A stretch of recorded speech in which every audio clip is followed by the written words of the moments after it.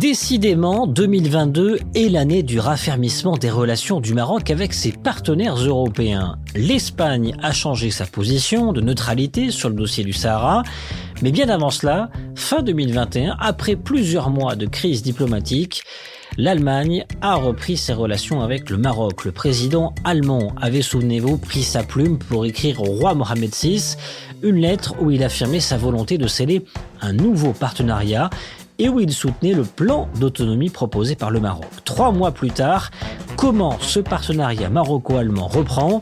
Quel avenir dans les relations diplomatiques et économiques entre Rabat et Berlin ? Passage au scan. Je suis Landry Benoît, vous écoutez le scan, le podcast Actu de Tel Quel. Je vous propose de parler de la reprise du partenariat économique avec Berlin.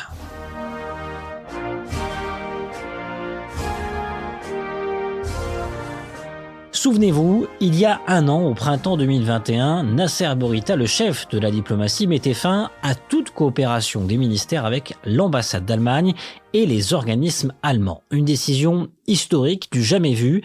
Un an plus tard, la coopération entre les fondations allemandes et leurs partenaires marocains a repris.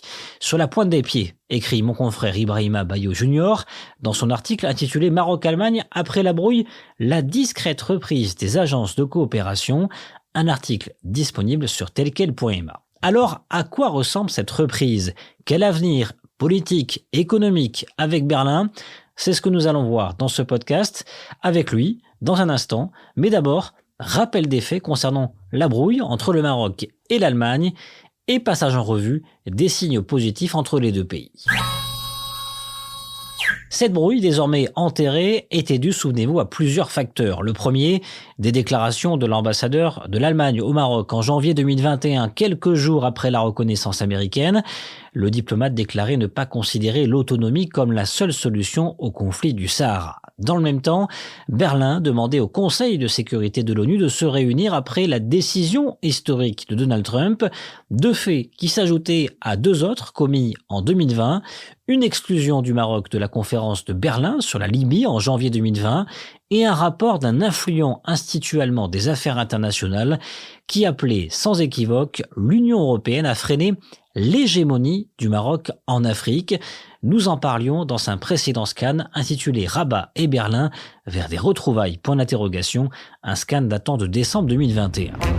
Depuis cette date, décembre 2021, et la lettre, disons, de réconciliation du président allemand, les signaux positifs se multiplient. Premier d'entre eux, le retour fin janvier dernier à Berlin de Zohr Alaoui, l'ambassadrice du Maroc en Allemagne. Elle avait été rappelée en mai 2021 officiellement pour consultation, en réalité pour protestation. Autre signal, du côté allemand cette fois-ci, un nouvel ambassadeur serait attendu. Il succédera alors à Götz Schmidt-Brehm, emporté par l'éclatement de la crise. Enfin, troisième signal, un premier échange formel post-crise par visioconférence a eu lieu entre le ministre des Affaires étrangères, Nasser Bourita, et son homologue allemande. C'était à la mi-février 2022. Bonjour Ibrahima Bayo Junior. Bonjour. Vous êtes journaliste de la rédaction de Tel Quel. À quoi ressemble cette reprise de coopération avec les agences allemandes ? Alors le mot qui revient le plus après la normalisation des relations entre le Maroc et l'Allemagne, c'est le mot soulagement qui revient le plus souvent dans la bouche des agences que nous avons pu contacter. Quand on parle d'agences, généralement, il faut faire le distinguo entre deux choses. Il y a les agences qui dépendent directement du gouvernement allemand, comme l'agence de coopération allemande, justement, qui a accrédité, si on peut appeler ça comme ça, la GIZ au Maroc. Il y a aussi des fondations politiques allemandes qui sont affiliées à des partis politiques. Vous avez par exemple la Konrad Adenauer qui est affiliée au Parti chrétien-démocrate. Vous avez la Friedrich Ebert qui est affiliée au Parti social-démocrate, comme la Frédéric Naumann qui est affiliée au Parti libéral-démocrate. Donc généralement, ce ne sont pas des organismes de coopération directe. Ils représentent une idéologie d'un parti politique et à travers cela, ils font des actions de coopération dans plusieurs pays. Alors c'est une manière détournée de faire un peu ce qu'on appelle le soft power.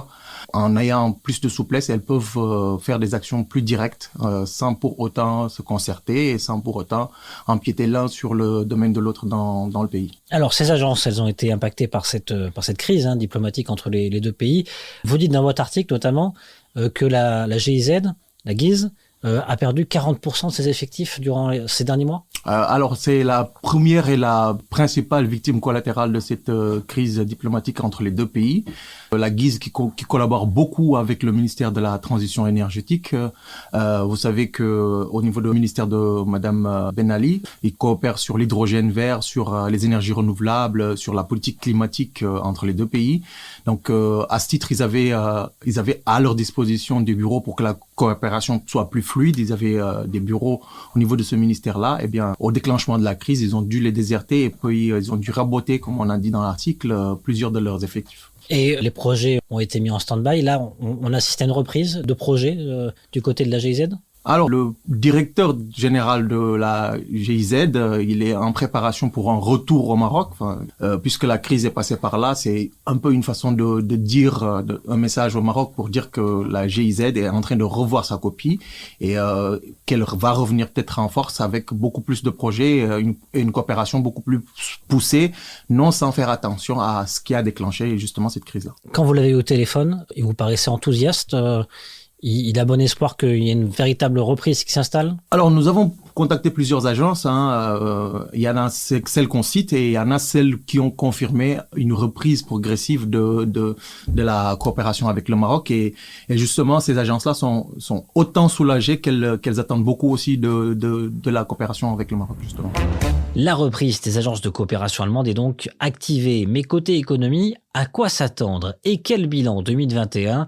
Eh bien, aussi surprenant que cela puisse paraître, 2021 a été la meilleure année d'échanges commerciaux entre Berlin et Rabat. Près de 4 milliards d'euros. Ibrahima, comment l'expliquer? Alors, c'est le grand paradoxe de cette crise entre le Maroc et l'Allemagne, autant sur le plan politique et sur le plan de la coopération, on va dire diplomatique, politique, tout a été gelé, autant le monde économique a été épargné de cette crise-là. Donc, justement, puisque le monde économique a été épargné de cette crise et que sur le plan politique, ça fonctionnait pas, sur le plan économique, ils ont mis un peu le coup d'accélérateur. Il y a deux raisons, peut-être deux ou trois raisons qui expliquent cela. Alors, il y a le rattrapage de la crise de Covid. En période de crise, le Maroc ne pouvait pas se permettre de laisser s'échapper un partenaire aussi important que la première puissance économique européenne. Du côté allemand aussi, on pouvait pas se passer du Maroc, qui est un partenaire très important de l'Allemagne, contrairement à ce que l'on pense, puisque le Maroc est la deuxième destination des investissements directs étrangers de l'Allemagne sur le continent africain. C'est aussi le deuxième partenaire économique de l'Allemagne en Afrique. Et donc, les affaires ont tourné malgré tout? Oui, les affaires ont tourné et puis ils ont atteint un niveau record que la Chambre allemande résume au niveau des échanges commerciaux. Si on regarde les échanges commerciaux, ils sont à 3,8 milliards d'euros entre les deux pays. Alors, vous avez dans cette quote-part-là, vous avez une augmentation dans le sens Maroc et Allemagne de 15%. Par rapport au niveau de 2020, avec un chiffre de 1,6 milliard d'euros de marchandises qui se composent essentiellement de produits alimentaires, de textiles, d'électrotechnique, de chaussures, de matières premières et de produits chimiques. Et du côté de l'Allemagne?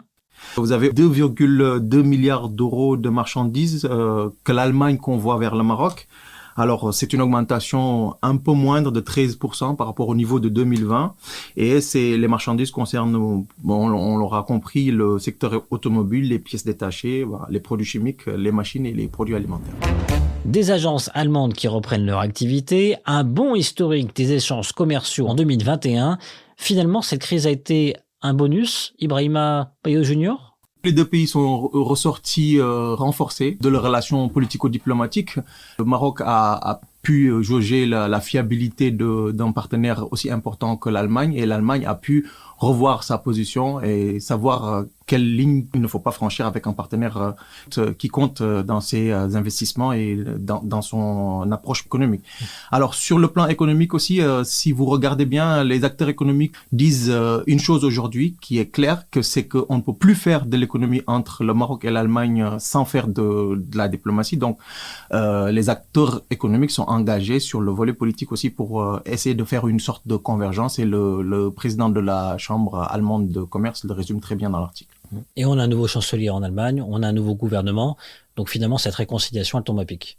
Elle tombe à pic et puis elle permettra de mieux renforcer la relation Maroc-Allemagne et de repartir sur de bonnes bases pour aller plus loin dans cette coopération-là justement. Et oui, le Maroc ne pouvait ignorer la première puissance économique de l'Union européenne et l'Allemagne ne pouvait se passer de la deuxième destination de ses investissements en Afrique. Le secteur privé souhaite désormais donner un coup d'accélérateur à cette coopération économique florissante.